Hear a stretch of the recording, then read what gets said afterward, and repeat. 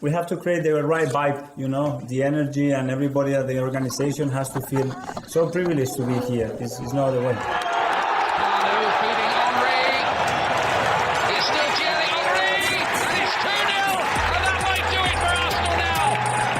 Thanks for listening to the Purely Arsenal podcast.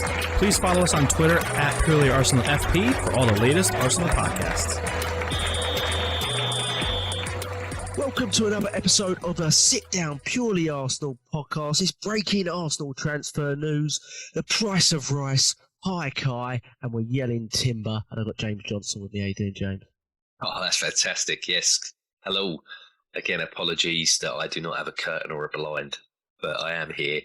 They might be able to see. They might be able to see me a bit now because the sun's gone a bit more that way. It's very picturesque, you know. It's very picturesque. Thank you. I'll tell you, someone's going to screenshot this and post it on Twitter. I guarantee you that.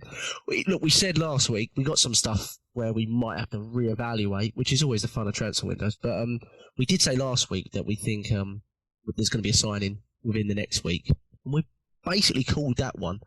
Come up a couple of other things that we might have to look at and reevaluate, but we want to talk for this podcast. We're going to try and talk about Kai Havertz. We're going to talk about Declan Rice and the saga, and the fans are going mental with that one. And then Jurrien Timber, which I just read that we're looking like we're imminently putting in a second bid for Jurrien Timber, and I think that is the next one. It seems in the agenda. Well, in fairness, I assume the Declan Rice one was the one that we probably wanted to get over the line first, but there was absolutely no chance West Ham were going to allow that, clearly. And the more we go about it, we can see that some of the big dopers are coming into play, so we'll talk about that a little bit. But Kai Havertz, it got announced a few days ago that Kai Havertz has basically agreed a fee, in principle, with Chelsea for about 65 million, about 210 grand-ish a week, for Kai Havertz to come in. James, you said you had question marks over it last week. You said you could be one round on it. We talk about not getting our first, all this week's been not getting our first choices. We can't not get our first choice again. Now, if Kai Havertz is selected as a 9, he's definitely our first choice. If he's selected as the 8, there's a real big argument that other than maybe Gundogan, this is Mikel Arteta's first choice as well. So it's a signing he really wanted. We didn't sort of and ah about the fee too much, and it is a big fee. It's our second biggest ever purchase. Just wonder what your overall thoughts are now you know that it's basically done. I think Gary O'Driscoll, our head of sort of sports medicine, he was pictured, our team doctor was pictured somewhere in Spain on the airport or something. The assumption is his medical will be going on in Spain around this time at the moment. So this isn't really here, so I think this is pretty much out there, so I just wonder what your thoughts are on it. Yeah, I'll just add to that as well that apparently both of them are currently at, sorry, I say both, apparently Timber is in Spain as well. So from the tweet that I read, someone obviously, sorry, they recognised him, took the picture, spoke to him, and he said, it's been a very busy week, and then I've had an incredibly busy day. So they were like, That was Gary O'Driscoll, was it? Yeah, they're like, it's more than... Yeah, they're like, it's more than one. Yeah, and some people said that Timber was obviously he's currently on holiday or something in Spain as well. I don't know if Havertz is there on holiday or if he's doing. I don't know. I think already he was on holiday because he just finished the international break. Yeah, because they had the third place game in the Nations League, right? Germany. That's right. Yeah, but. No, for me, like I said, I needed convincing on it. Now that he's here, obviously I support every single player until, for me, that they give me reason not to do so. We've been going back and forth on WhatsApp away from the main group with the others because we don't want to bore them with these sorts of chats. But I do agree with what you said to me the other day, and if I can steal your thunder here, and then you can interject in.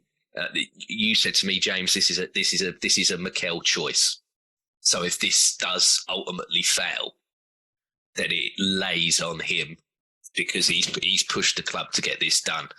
And he's looked at his qualities. Apparently, he's been a fan of him for some time. He did like him before he went to Chelsea, but he was like, I can't compete with them at this moment in time to get that signing done. And if he's looked at his qualities, Jack, and he's thought to himself, I can get more production out of you in that left 8 than I can Granit Xhaka, who let's just say he's arguably had his best ever season for us just gone. Then more power to him. If that's what he thinks, then I look forward to how it's going to work and how he's going to play for us.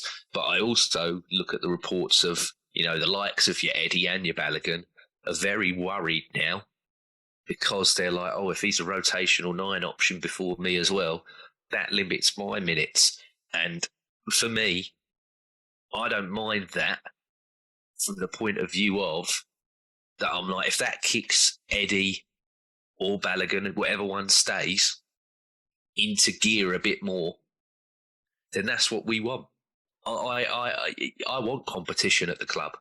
I do want people that have not necessarily, I wouldn't say fear is the right word, but I sometimes think to myself that you get some people that can have a bad game, but they know regardless of the fact that they've had a bad game, they're under no real threat that they're going to be replaced.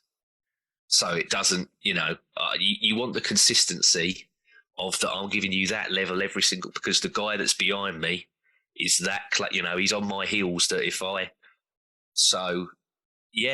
don't mind.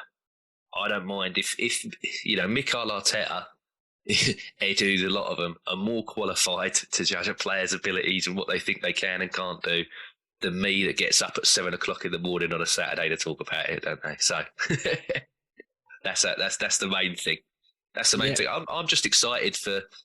I think we've, even on the podcast that we did with Mike and Neil, we all said that, like last season, we predominantly want all this done before we fly out there to your land of the world and play the Barcelona game. So you're looking, again, jumping the gun, you're looking at potentially, we said last week that we'll have 1 done per se, but we should have 2 in the door by next week. Yeah. Yeah, and I think that's what the plan is. I think the plan's to get 3 in the door before the first pre-season game. The ideal plan. You can't always fix that. But it's so refreshing. I think there's so much negativity still, but it's so refreshing to see. Do you remember on the winger, like year in by year, we could never buy till we sold every summer. We always had to wait till the last few weeks. It was always about cleaning the books, and he'd never buy someone until someone would be removed. Now it's the opposite. We're saying, Xhaka, you can't go anywhere because we've not got the player we want in yet. It's a complete role reversal. We're proactive instead of reactive. It's really, there's so many positive things come out of this, like Edu, Mikel Arteta combination, how much they push on the ball. I think they really push on the ball. Yeah, unless you read Twitter, it's really positive. Yeah. Yeah, I know, and I understand. We'll get to that because there is some question marks, especially when it comes to the big deals. And I think there is a few little areas that we should scrutinise. We shouldn't be blind to it, but.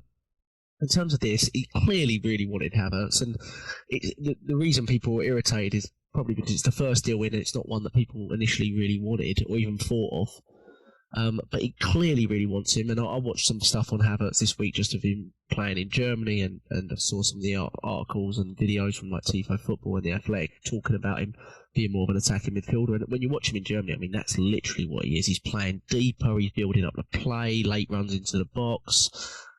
He's technically very, very good in those areas. I guess in an attacking sense, if we use him as an 8, which has been the thought process this week, if you read a lot of stuff this week, that Mikel Arteta is bringing him in to directly replace Xhaka in that position.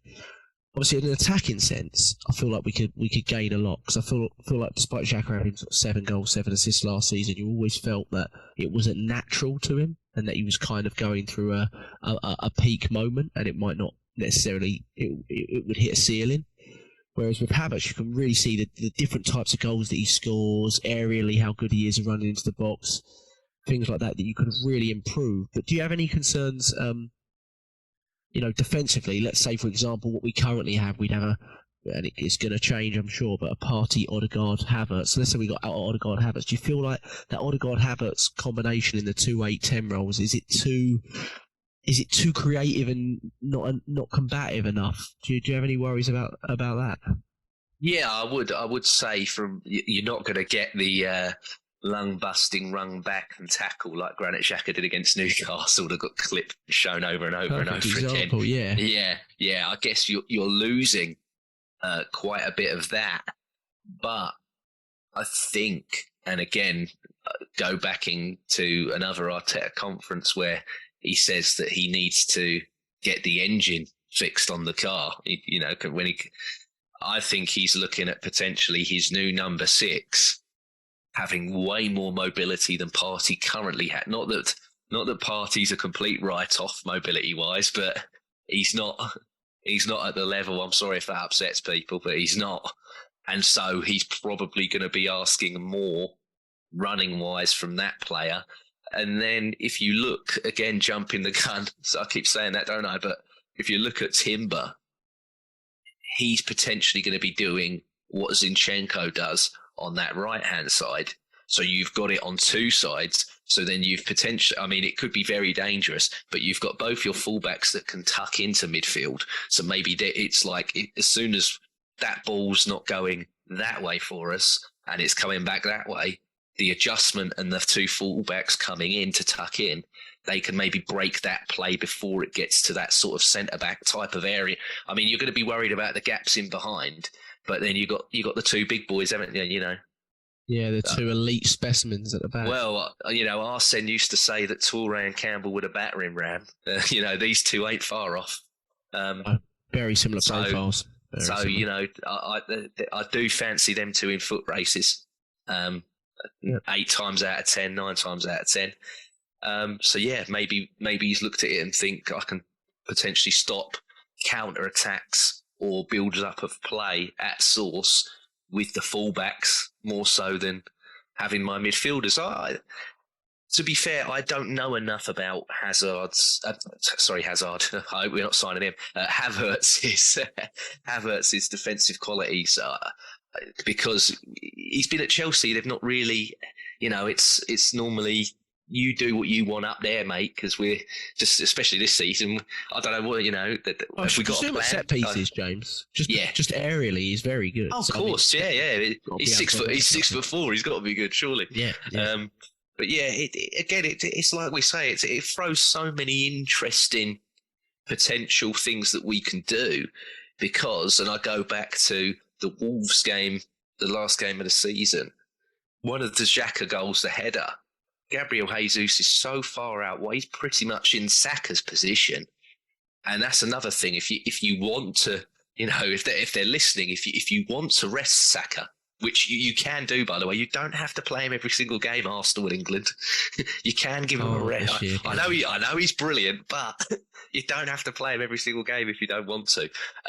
You can say to Jesus, you go out there, and I'm like, if he can whip balls that Granit Xhaka can head, this guy's 6'4", maybe he's got to win a few more, isn't he? Well, maybe that's it. I mean, you talked last week about you love Jesus, but you always find he's in pockets where he's not sitting in the 9 position. Well, this is a perfect player that can play in the 8 and feel those gaps. Fill those gaps when Jesus wants to, because you can't stop Jesus naturally doing it. It's a moving part of his game. He loves to drop in deep, get involved, build the play. He's so strong with his back to goal. He's so strong for such a small guy. And Havertz has a capability to hold up the ball really well, but he has a better capability of those runs beyond the back line. And Xhaka wouldn't. I mean, he was adapting to it, but it wasn't natural to him to make those runs, Whereas Havertz, you feel, would do. But like you said, the legs in behind, the more you start to think about it and process it, if Havertz is at the 8, you definitely need a Rice type at a 6 who is just a physical specimen, and just has so... They just got to be all legs, mate. Yeah, exactly. Yeah. Exactly. It's literally, can you twice a week, I don't know, give me 12 to 15 km a game, because that's what you're going to be doing. Yeah, it's going to ask a lot of the 6. It's going to ask a lot of the 6, for sure, physically. And we'll get onto the Rice Party stuff. Is it fee, wages, any concern for you? Not necessarily, because I always go back to it's not my money. So I try my hardest not to get upset and everything else as best I can with it. It's Chelsea selling to us. If you don't think that they're going to try and get as high as a fee as possible, this is a club that is pretty much rotten to the core, mate. Let's be brutally honest. They have been since, it's 20 years since they've started doing it. They've just bought a club in France, which they're now funneling every player over to. For exactly the same price. Yeah, it's just sick. It's just sickening, mate. But that's how it is. That's how it is. For me, he's an Arsenal player now. So I'll back it until I haven't got, Jorginho proved me wrong, mate. So yeah, we'll wait. We will wait. And like we said before, unlike Jorginho, unlike Cech, unlike Willian, unlike Luis, this is this really guy, buying a player in his prime. Yeah. Whether there's been an indifferent feeling on him they absolutely wanted this player. It was huge when him and Werner signed. It was massive. Germany were like, wow, this is huge for Chelsea. Massive. Havertz was the next big thing in Germany. Sure, he's had a couple of seasons where he struggled alongside his team struggling. But everyone, all the good players at Chelsea currently are jumping ship. I mean, he's not. Yeah. They are jumping ship. And I didn't expect it, but the more you think about it, you get quite excited about what Mikel can do with it, and the fact that he was so insistent on this type of signing. And I think it's really impressive that we were able to do it so quickly. Bayern, Real Madrid were in for him, mate. Yeah, I mean, obviously staying in London's probably important to him as well. But reading the Athletic article that come out, he's turned down Real Madrid because he's been convinced by this manager about how he's going to use him, when he's going to use him, and he's convinced by the project. So I'm like, for you to turn down Real Madrid because you're more convinced of that, it's pretty big, statement of intent from not just us, but from the player also. I mean, he could be here 2-3 years, have an absolute amazing time, and he might end up at Real Madrid later on down the line. Yeah. But at the moment, I mean, maybe he's not a player that everybody wants and likes or what have you. But to know that you're beating Real Madrid to a player is pretty impressive for me. Yep, Bayern there as well, who are no slouches, especially a German player going to Bayern. It's a big thing, It's a big thing, It's the biggest club in Germany. They know they're going to win things. It's their home country, and he had no interest in it, And that's, fair play to Havertz. He wants to, prove himself in this league, and I'm sure we gave him a package. But Mikel Arteta is wholly convincing. I mean, even when we weren't in the Champions League, he was able to convince some top players, Zinchenko, Jesus, who had the opportunity, I'm sure, to go to a lot of different clubs. So the fact we're into the Champions League now is quite scary for who he could convince. And moving on to another player that we believe he's convinced, but it's definitely more complicated than just doing that. And the problem is the manager we're going up against is pretty convincing himself. So the price of rice, we're calling this section. But the boys on steroids are arriving at the table. That's the problem we've got. Or supposedly, allegedly, the bids are somewhere up there in the air. They're travelling by a pigeon or something. But so the first question I have on the rice stuff is, that's the state of play currently, as far as we know it, and it might not be correct. But currently the state of play is we've made 2 bids. Roughly, the second bid is around 90 million with add-ons. There's concern from there that we knew, and West Ham have asked, for a while, that you've got to meet sort of 100 million mark. And there's been a lot of talk about us going back in for a third bid, but no actual third bid. As close as last night, Sammy McBell and a few other guys saying it's imminent, our third bid. But what is also believed to be imminent is Man City's initial opening bid to the table. And it looks like a little bit of cat and mouse to see who sort of moves first at this point.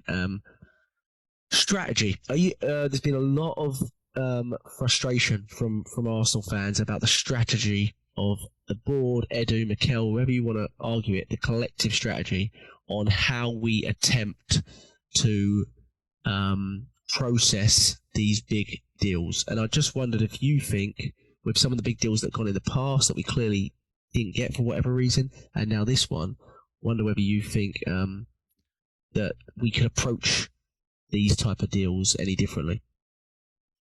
Oh yeah, I mean you can throw down all the money that they want in one go, which is probably what we're going to be doing. But like any negotiation at any type of life, you start lower, don't you? And then you improve up. Yeah, everyone does that. It's like the Thomas Partey signing.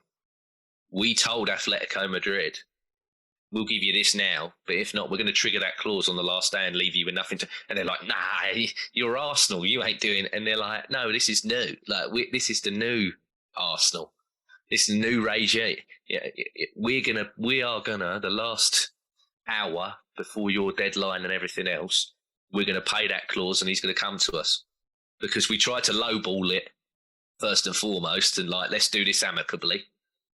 Because they're still wound up with us now. Atletico Madrid, they still hate Arsenal now for it. And I think this is the same sort of thing again. We've probably gone to West Ham.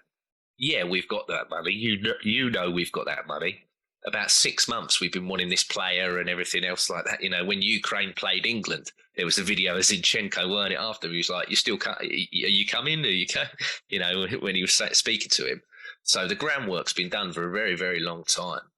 And they probably know that we can pay it up front. And it sort of looks to me, I'm still, 60-40 on that he's coming to us. Yeah, you're quite positive, aren't you? Yeah.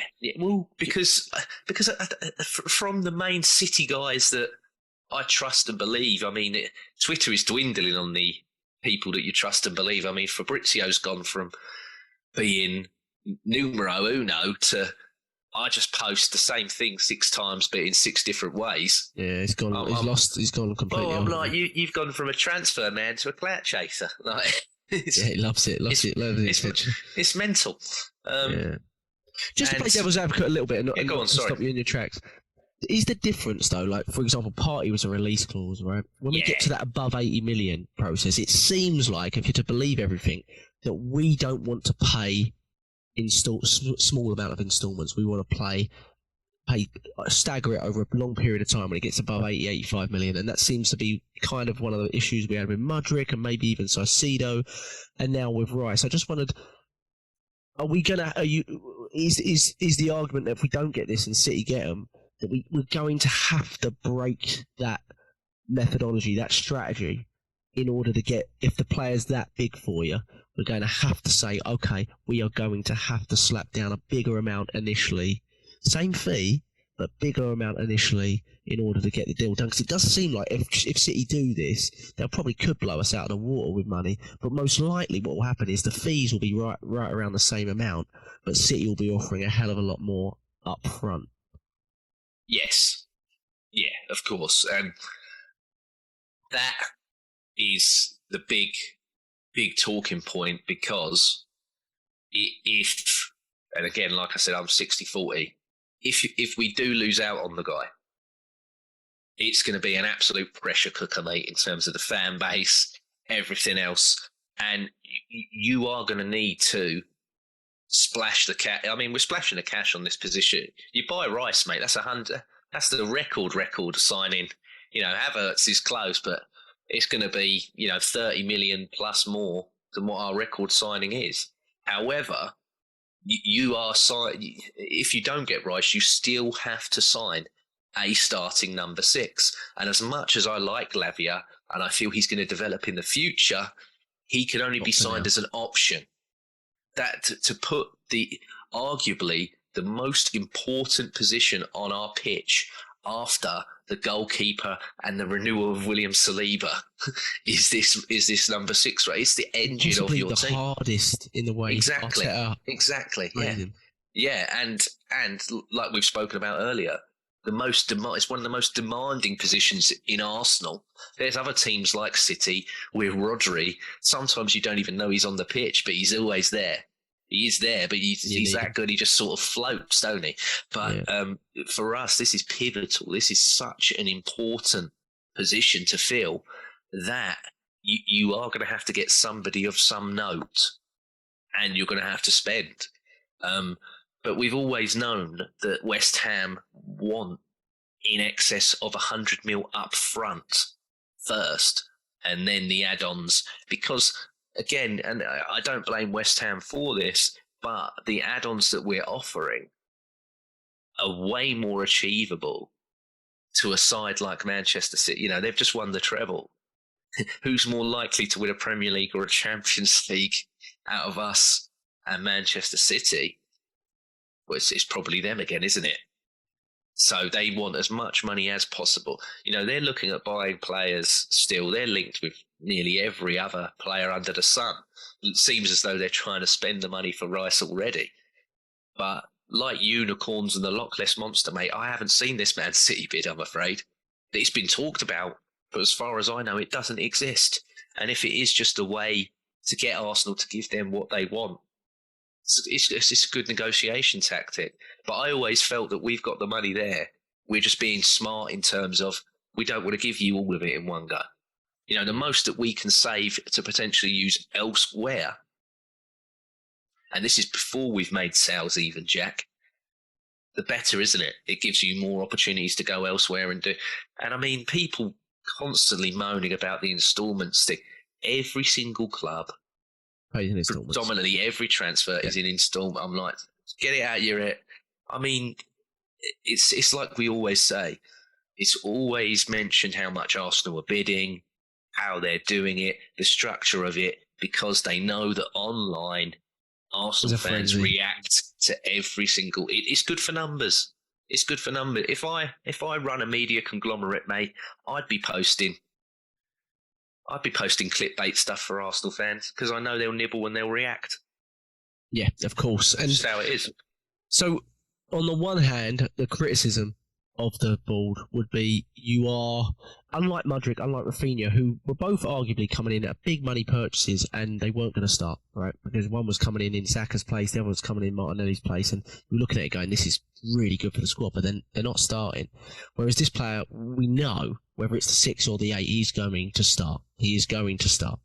And we also know for some time that this has been a huge target of the club. And it sounds like we've done a really good job of convincing the player. And when you're in a financial predicament like we are, and you're at the top table, but you're not financially necessarily quite there, you're almost there, but you're not quite there. You're not at the City levels or the Chelsea levels, and you're competing against those clubs. I guess the best way to go about it is, first and foremost, really trying to convince the player. And it looks like we've done a really good job of that. I'm not sure how long that lasts if a City are in for you, because they're going to be pretty convincing for Declan Rice as well, despite the fact they probably haven't even spoken to him in the last couple of weeks. Pretty sure they can win him round pretty quickly if our ability to meet the fee isn't there. And that I guess that is my concern.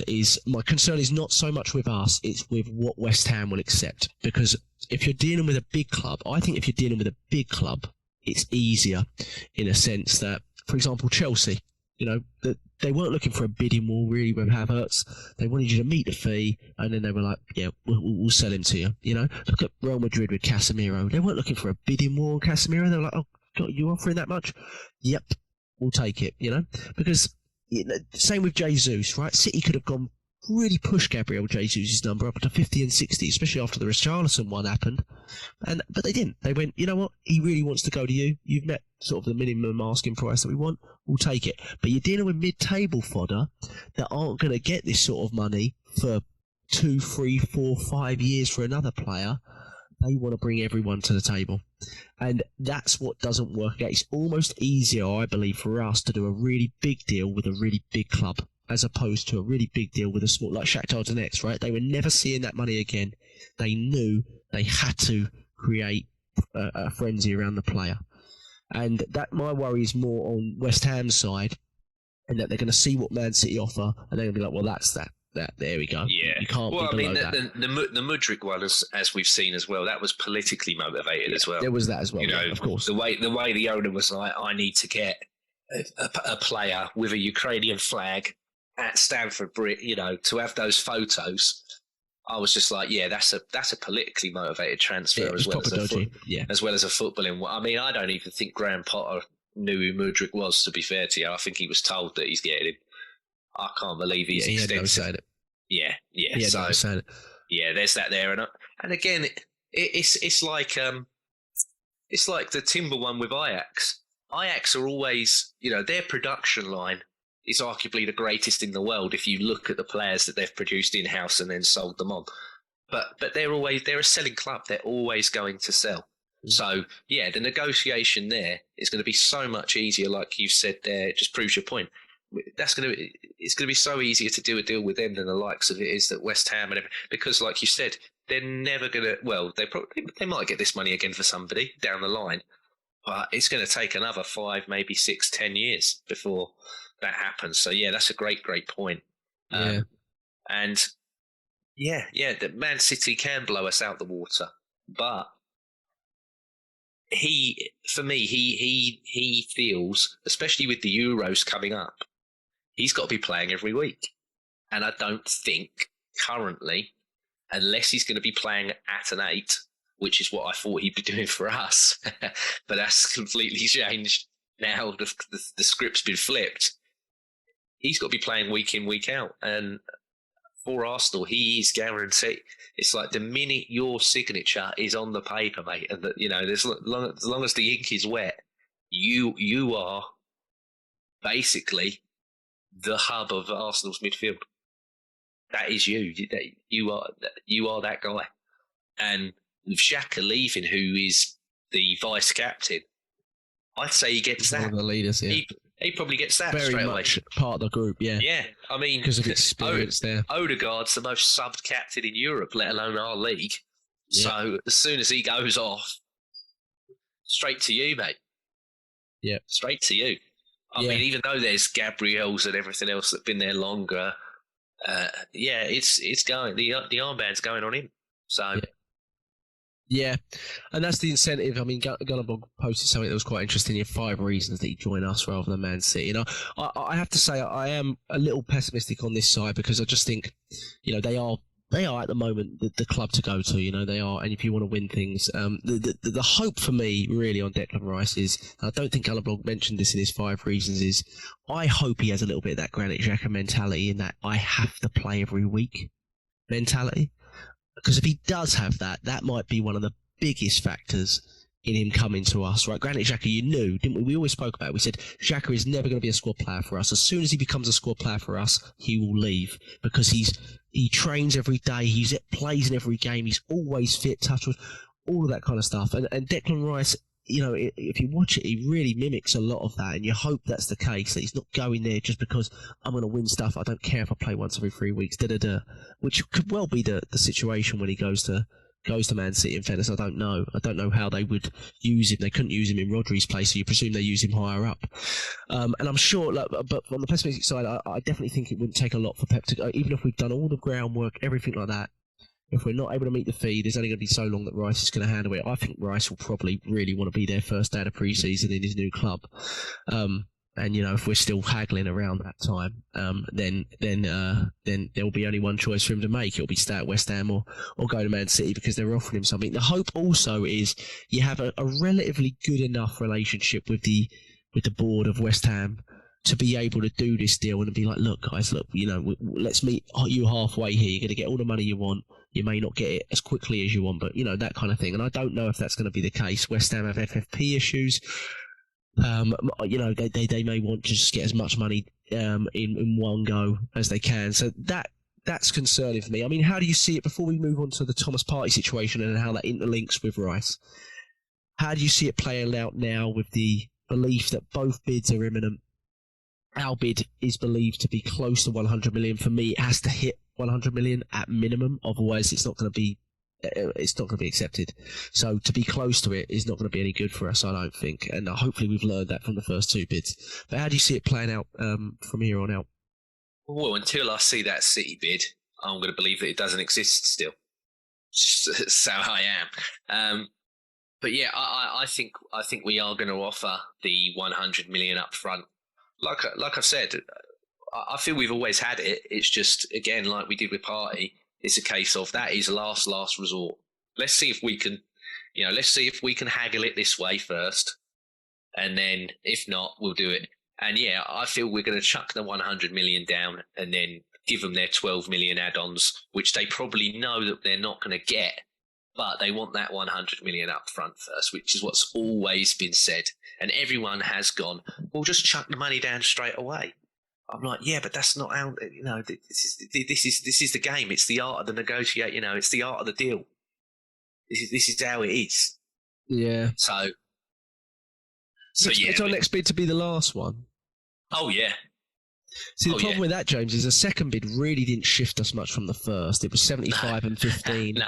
So this one, and we typically don't move. So this is going to, again, it's going to have to be unprecedented in terms of what we typically do. We're going to have to bump it 10 million on the initial amount, and the add-ons are going to need to, at the very least, push it to 100 to bring them to the table.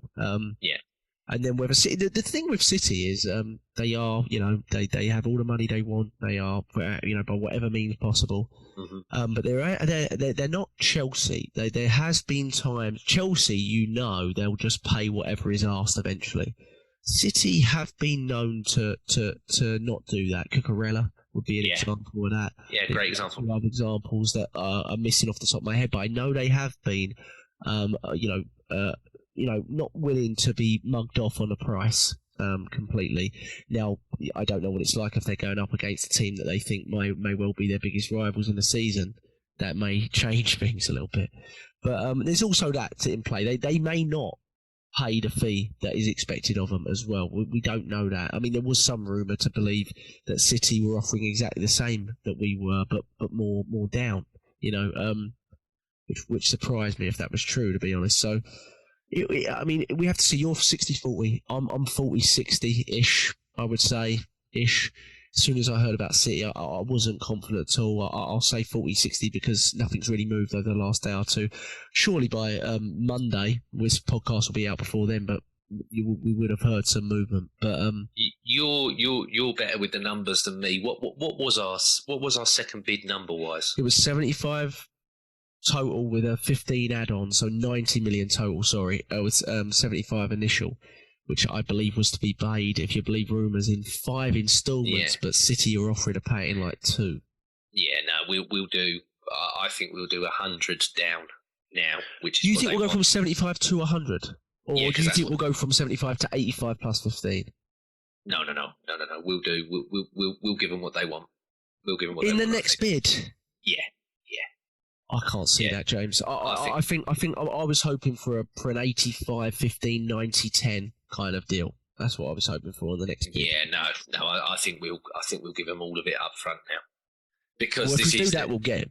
Yeah, I don't think we will do that. This is the last bid. If they don't accept that, then even I'm going to say walk away. As much as I want the player, I'm going to say walk away, because then you are getting into silly season. Well, let's go to that real quick. Yeah, I've got a little bit on Partey, but if we do that, Thomas Partey's been linked away heavily this week. Actually, we did last week's podcast. We said Partey and Jorginho, one of them's going. And that was before the rumours really came out about Partey. Being linked to the 4 Saudi clubs that have a lot of money, and Juve are offering a 2-year loan with no obligation or something like that. Wants to stay in Europe, according to Charles Watts and other reporters. Wants to stay in Europe. Wants to stay with us, apparently. So this may be coming more from our end than his.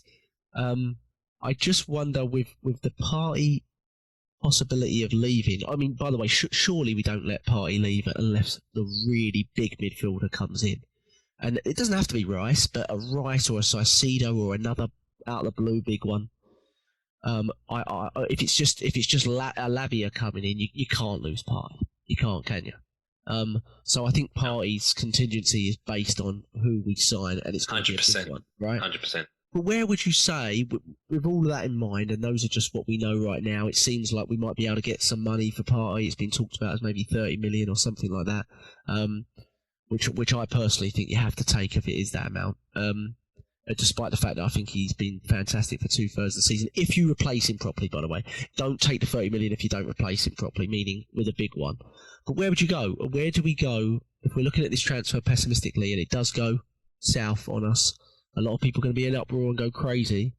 But our contingency plans in the past have been pretty good.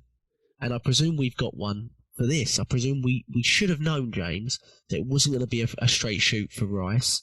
He was one of the biggest players in the Premier League. We probably thought, guys, someone else is going to come in for Rice here. And if we did, we may have thought that we might not be able to get him. So what would be the plan? Or what should be the plan? I mean, there's plenty of players out there.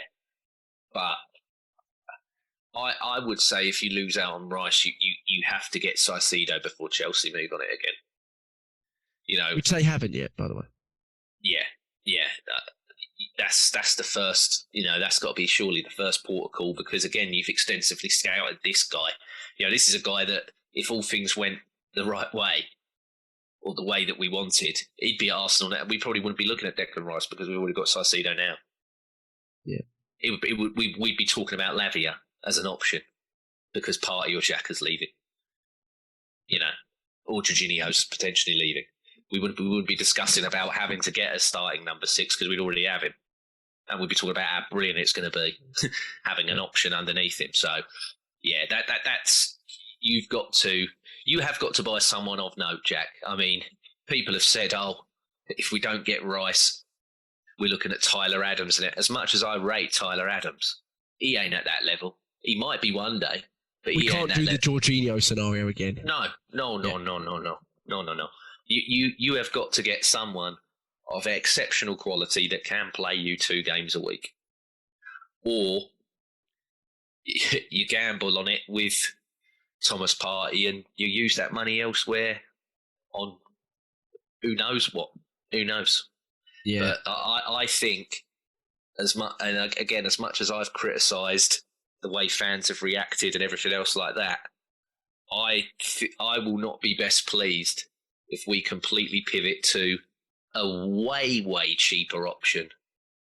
You know, I can't accept that this window. Getting Lavia as well as a cheap, because I still feel we're probably going to get 2 in that position because, you know, El Nenny's only got the year left. Jorginho's only got the year left. I don't think they're both going to extend. So he's probably like, I'll get 2 now. And then again, you sign Lavia this season, that City clause doesn't come into effect until the next one. So you get the jump on that because they'd definitely take him back. They'd definitely take him back if they could do it. Season like he did this. Yeah, exactly. And by the way, you'd be willing, because of all the strategy and the money down and how hard it is for us to do the big deals, I think we're looking at 4 players this window. You say more, but 4 players of significant money. The argument's been Havertz plus 3, 2 central midfielders and the fullback that we're going to get onto fullback/centre-back. I'd be willing to sacrifice one of those central midfielders if it meant if a big deal got so big that you were like, we need this deal, but we're going to have to sacrifice somewhere. We're going to have to not do something there or loan someone there, whatever, in order to save that 40 million to put it towards. I know it doesn't work like this, but basically to put it towards it in order to get that over the line. I think most fans would accept that. If we need to get Mbappe to cover Martinelli, I do agree with you. Yeah, exactly. Yeah, I do agree with you. But then the argument is that the problem with the Caicedo one is, I know there's a lot of talk about him basically agreeing personal terms with Chelsea. But we should be looking at that like City. But we agreed terms with him in January. Let's not forget. So and we should be looking at that like City look at Rice. Yeah, I can't believe that his terms have jumped so much in 5 months from what he agreed with us previously in Jan. So, and clearly there was a rapport there because you've agreed personal terms with us. So there's got to still be something there. I mean, for me, if we lose out on Rice, Jack, we need to basically do what Chelsea did to us with Mudryk to them. Yeah. This guy was posting Instagram stories with us in. He was liking all the pictures that people were putting up of him in the Arsenal shirts and everything else. And then it was just like a tug and he's gone. Yeah. For me, there are people out there, Chelsea fans out there already that have got Caicedo in Chelsea shirts as their bloody little icons on Twitter. Yeah. So I feel you've got to go snatch, you've got to yoink him straight away. And is there an argument Sorry again to interrupt. No, Is there an argument with the strategy-wise that we might actually be too we might actually be too prepared, too proactive in the market, that we know exactly what we want to do week by week? I think we're almost at that stage. We know exactly what we want to do week by week. That teams just wait for us to move, and then they decide when they're going to come in. Of course. And if you did flip, I think it's a long shot. But if you did flip on the Caicedo stuff, you're almost doing it in reverse. You're reacting. So you're waiting, you're watching, and you're going, yeah, by the way, we're going to hand you this, and we've got Champions League football. So who you want to go to? We're going to give you exactly the same deal, Brighton. Exactly the same as they're giving you, but we're going to offer him Champions League football. Who do you want to go to, Caicedo? And I think we actually have the opportunity on Chelsea. They have no European football. They don't even have Europa League. They have no European football. So they're going to offer him the bag, but if we can sort of stick there around the wage bill, and they can't offer him too much because their wage bill is a joke. So they can't go too crazy too often, I don't think, anymore, Chelsea. To be honest, the fee could get a little bit crazy, but it's not going to get crazier than Rice. So it would be interesting. Beyond that, James, because like you, I think it has to be someone in the league, but the only two players in the league that can play the six to the level that we want it to be is Caicedo and Rice straight away. So then beyond that, then you've got to go to one of the big ones in Europe. You've got to go to the Real Madrids or the Bayerns of this world and take your Camavingas, your Tchouaménis, or your Kimmiches on guys like that. And I don't know how available they are, but I do presume that they probably would cost us less than what these two would. Yeah, I mean, I saw as well potentially that Barella's been put in there. Higher up, is he? He's not a six. Man. No, he's not a six. Same he's as that Savage, isn't it? Yeah, he's a good player, but he ain't a six. Sorry, that's just silly talk for me. By Monday, I hope by Monday. Again, it's all speculative. You're going to know what the state of play is by Monday. And if by Monday it's, we're having priceless moments and not riceless moments, then don't panic, don't worry. But if it's clear that he's going up to, Oasis World, then by Tuesday, even Monday afternoon, thank you very much, West Ham, ta-ra, and I'd be going to that Tony Bloom. Right, hello again, my old friend. Yeah. I know you want potentially players from them and cash as part of a deal, but they're taking too long. Sadly, we've played our hand. Everyone knows how much we're spending, especially with what this third bid, in my opinion, is going to be. And it's like you want money up front because that's what in January you refused because you wanted that now. Yeah. Well, we've got that. But how much do you want this time? Yeah. Because that's the first thing I'd do. Yeah. And I'd be quick with it because, like you said, by the time that they're on, by the time they've got, because we'll have a new. It wouldn't surprise me if Adidas do a Stars and Stripes bloody training thing for your tour. Oh yeah, like how we did the French tribute one. We'll have some kind of, your brother will love it. It'll be some kind of American themed yeah. training wear. Yeah, state stuff on it. Yeah, exactly. So but it's I listen to a lot of Arsenal stuff at the moment because transfer stuff fascinates me really, and I know it does for you as well. And the consensus is that a lot of people is like, if you don't get Rice, it's a complete failure. And there's people talking about you bottled it, and I think that's really far from the truth, to be honest. But what I do believe is if you don't get Rice and you don't have the correct plan to switch to the big central midfielder, because let's not forget we wanted that Douglas Luiz last summer and we didn't get him. I know that wasn't a big purchase, but it would have been an improvement on what we've got in terms of definitely squad capabilities in the middle. Then we wanted Caicedo in January, we didn't get him. So this is a couple of windows now where we know we need to address the six, not because of Thomas Partey's quality, because of his ability to maintain that quality and be consistent in the team. And we knew once 2 games a week come along, Thomas Partey was not going to be the sole central six. He just couldn't be. So this is something that's long going. I don't sit here and think if Declan Rice doesn't come this window, it's a failure, because you have no idea what the alternative is yet. Jack, if it was August and near the deadline, I would be cacking myself and going, oh my God, what the window, it's ruined, isn't it? It's 24th of June, mate. Yeah, exactly. It's just we've got time. There's players out there. You know, if we don't get Rice, we're looking at. I don't want to jump the gun, but we're looking at a madness. Because you're getting someone, you know, we might get someone completely out of the blue where everyone goes, oh my God, you know, I harper back to it. I know I keep going back to the past, but Mesut Ozil, mate, at the time, you know, Jose Mourinho said if I knew he was available, I would have bid. So God knows, it's like Arsenal went right under the radar there, did the groundwork and got, you know, big club taking a fee, not creating a war. Exactly. Yeah. We could pull something or someone out the bag here that will really turn people. It could get to people going, well, do you know what? He's probably better than Rice is. Anyway. Yeah. Oh, no. Rice, for me, first of all, he's you mention player. it. There is one, and again, it's rare, and he does play for Real Madrid as well. There is one that gazumps Rice for me. Yeah. Camavinga. I feel that at the moment he's better than Caicedo, but Caicedo's ceiling going forward, I feel, is much better than Rice's. So if we were to lose out on Rice and get Caicedo, I'd be like, doesn't bother me because he's going. So the way Caicedo's going, he's going that way anyway. He's going straight to the top. So yeah. So that's the answer from us. You know, you don't get Rice. You've got to have a really good alternative plan.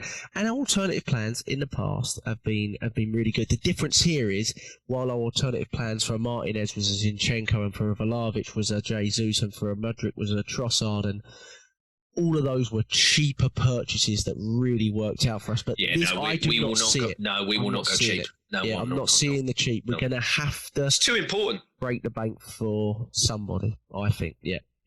Okay. So moving on, Jurrien Timber. We're yelling Timber. So I watched a lot on him this week as well.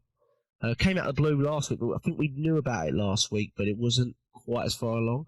Second bid for that for Timber is imminent. I think our first bid was around 30 million. They want somewhere between sort of 50, 55, but they believe from the Ajax sources, I follow a couple of them from last season because of Lisandro Martinez stuff, didn't work out.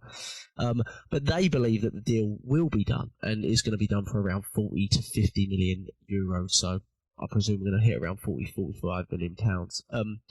What do you think of this player? Well, actually, first of all, the when you look at his play, he's played mostly this season at right centre back. When you watch him play and you think about how he fit into our system, he doesn't strike you as a right centre back because he plays out the back a lot. He runs through the back a lot. He's great on the ball. He moves a bit more than our centre backs moves. You know, Arteta likes our centre backs to get the ball and give it and be centre backs. But play from the back, and he's definitely got the capability of doing that. But because of his height, stature, starts to get the feeling he'd probably play more in the right back position. Some argument would play in the DM position. What do you think it would mean bringing this player in for the collective defence? What would it mean for, you know, the Whites and the Tomiyasus and the Tierneys and etc. of this world? Oh, it's just the versatility, mate. It's the options. You know, you sign this guy. You've mentioned there potentially of playing in midfield. Well, then you've got 3 for 1. I've said he's a 2 for 1 because he can play right back and centre back. And like you said, at centre back, this guy, he takes people on. He fancies himself offensively as well as defensively. And I'll tell you what, mate, this guy can dribble a bowling ball. Watching the way he comes out and he's class. He's class. It's very rare you get someone from Ajax that's pants, mate. Because, like I said, that academy has been a standard of football for arguably 40, maybe 50 plus years. You know, from Cruyff all the way down. You can name any of the top players since I started watching football in the 90s, and they've most of them have come through Ajax. That's how good they are. The production, like I said, that production line is just rife in producing good footballers. And yeah, this guy for me is class, mate. I am as much as people are buzzing about the Havertz transfer, I'm buzzing for this Timber one, mate. I am really, really looking forward to how he's going to play for us. Yeah, because of the versatility. Do you think predominantly, if you were to pick sort of one, when I watch him, I feel like he is, like you said, sort of coming in to be more of an inverted right back role. And I don't know if that would mean that when he plays, Zinchenko doesn't, because we try to flip it, or they're able to both play together. In my head, I feel like we would try to flip it. But because I've not seen too many teams like City or us do it both. Like, Ben White was really trying to be a bit more traditional. He would invert, but he wouldn't come into midfield too much. He'd support Sleeper, but then he really tried to support Saka, wouldn't he? So I just wonder, what do you think it means for White? Some people have said this means because we've gone to the right side that Tierney might stay. What do you think it necessarily means for the likes of Rob Holding?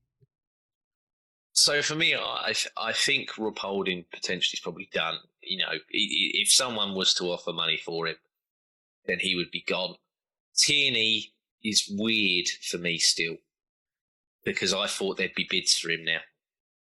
I thought people would be I thought people would be moving for him now. If he is to stay, Jack, I'm not going to moan, because I still love Kieran Tierney. However, if you were to say, yeah, we're going to flip it, I still feel that from the evidence of the end of last season, that he's playing Kivior as a left-back option. And it's the same as when you've got Ben White there. You are basically replicating City in the fact that you're playing 4 centre-backs across your whole back line. Really, because, okay, yes, he has played right-back a lot in the past. He's predominantly played centre-back, like you said, this season. He's predominantly been a centre-back. I think he played 50 games this season. And what was it? 43 of them were at centre-back and 7 were at right-back for Ajax. Yes. So... yeah, that's what I read, yeah. Yeah. Not a lot of right-back, basically, yeah. No, so... But we saw that with Lissandro Martinez, and we know we were bringing him in to play left-back. Exactly. It's the league, isn't it? Dutch league, you can get away with that. Yeah. And also, there was a few times last season with Ben White where he did play 2 games in a row, and... the first game, he was exceptional. And then the second one, you'd go, "Oh my God, he looks absolutely battered." You know, I can't remember who. It was West Ham before we played Southampton, wasn't it? I think. Yes. Sorry, going back. Yeah.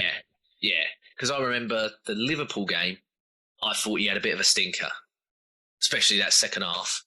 And then the West Ham game, I thought he was better, especially when we were on the offensive.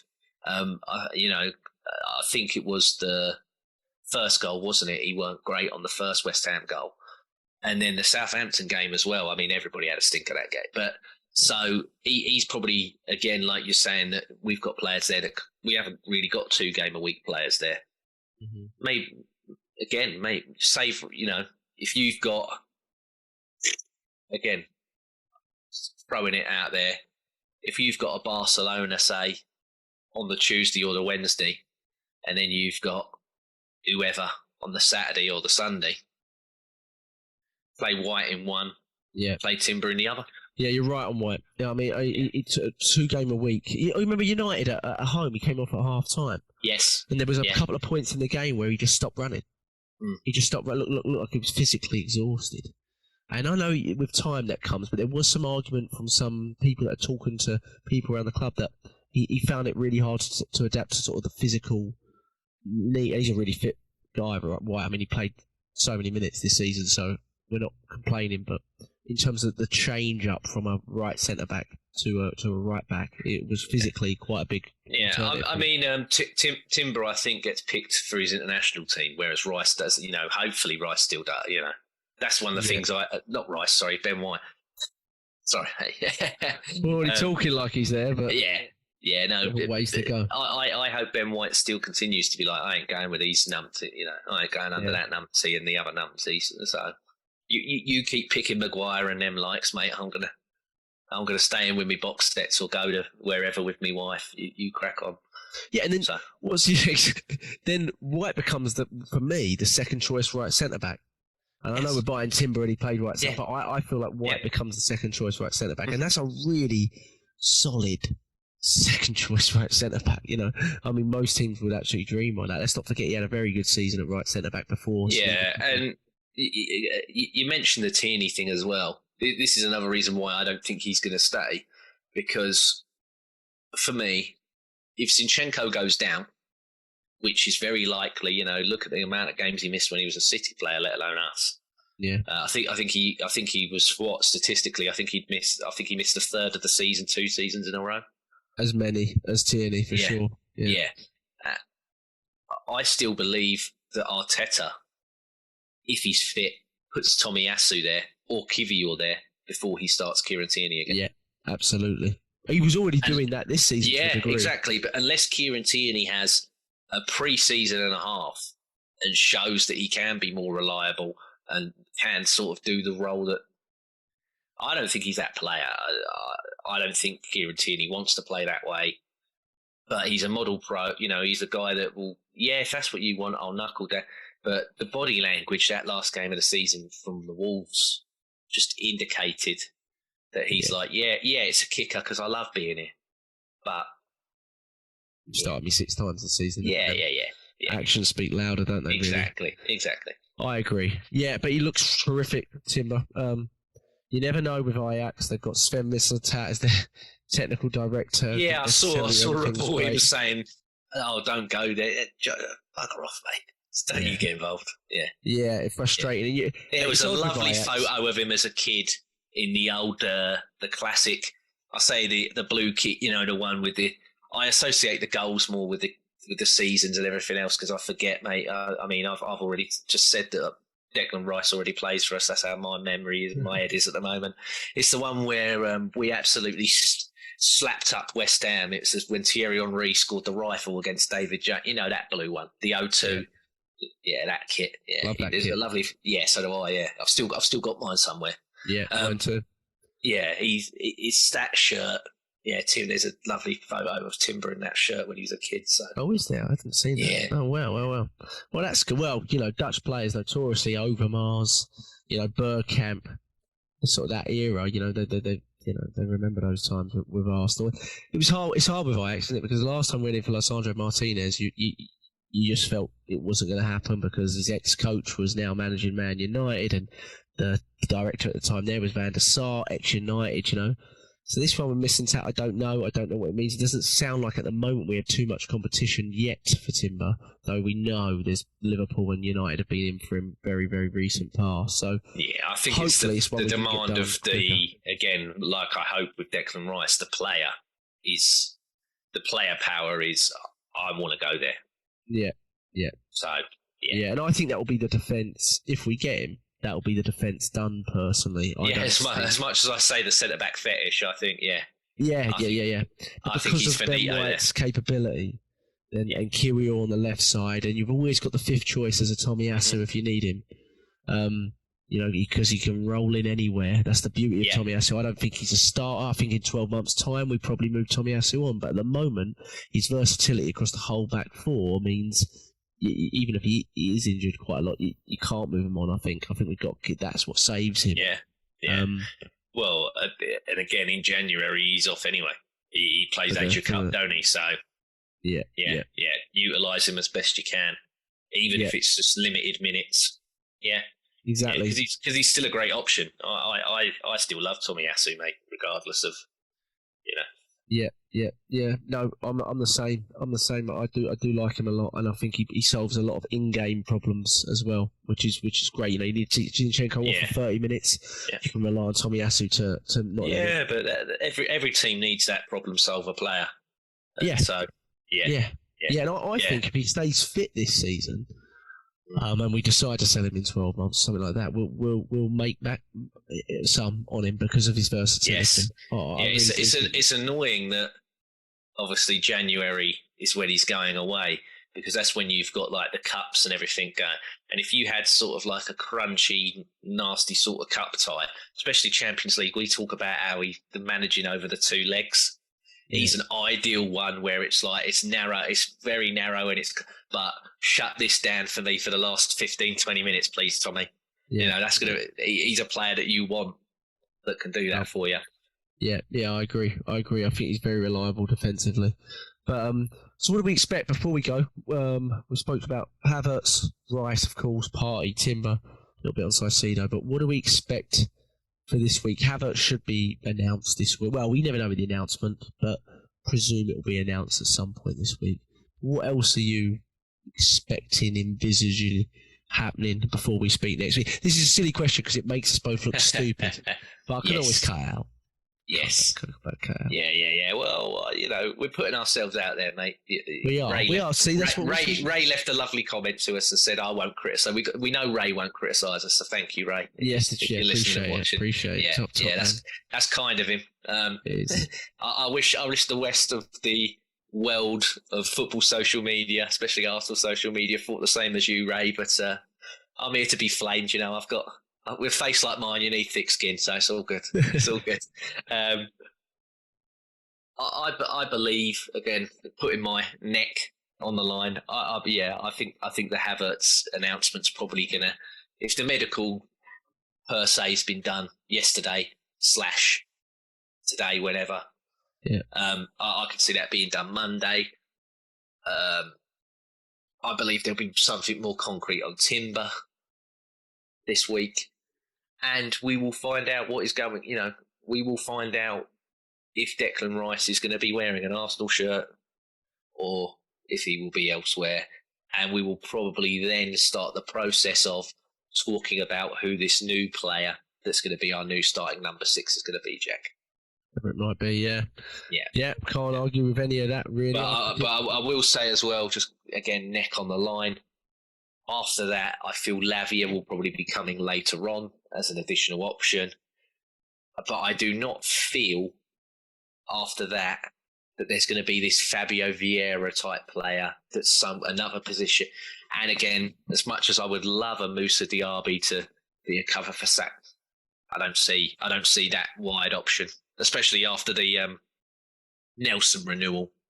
Yeah. I don't think we go big on that position and what have you. So yeah, I think we're done up top, to be honest. Yeah, I mean, and we might be talking about more. Yeah, we might be talking about more outgoings, and we might have a bit more of an indication of what's going to happen with Balogun as well, because there's a lot of conflicting of that he wants to watch him in pre-season. He's going to give him pre-season minutes. I'd like that and judge from there. Yeah. I've said don't completely throw him away until you've given him a real chance. Especially when it's in the US and exactly.